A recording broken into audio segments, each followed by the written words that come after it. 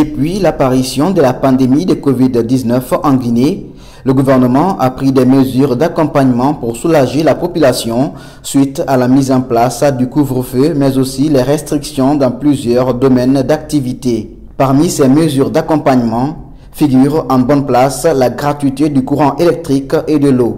Une démarche très appréciée par le président de l'Union des consommateurs. Quand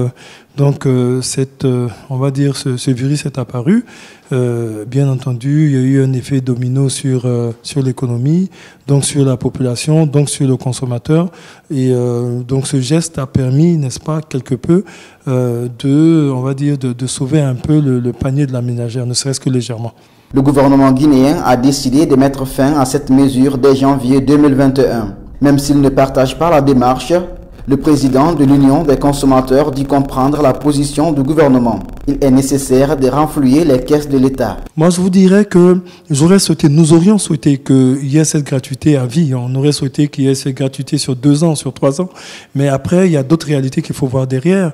C'est quand même de l'argent qui ne rentre plus. C'est quand même des familles qui sont ou des consommateurs qui travaillent pour EDG et qui ont besoin de leur salaire. Et pour pouvoir les payer, il faut effectivement que la structure ait des rentrées. Même si nous souhaiterions effectivement que cette gratuité perdure un peu plus dans le temps, il faut reconnaître qu'arrivé un moment, il fallait qu'elle s'arrête.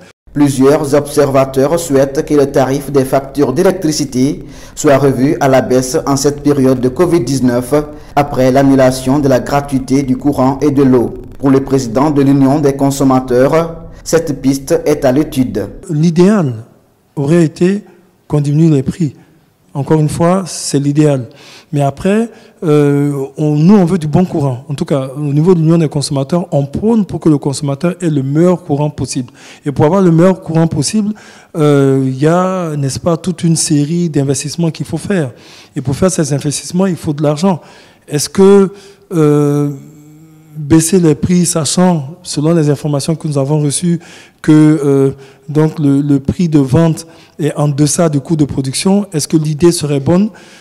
Ça donne matière à réfléchir. En tout cas, pour le moment, les citoyens profitent des dernières heures de la gratuité de l'eau et du courant. À noter que ce plan a coûté plus de 3 500 milliards de francs guinéens à l'État.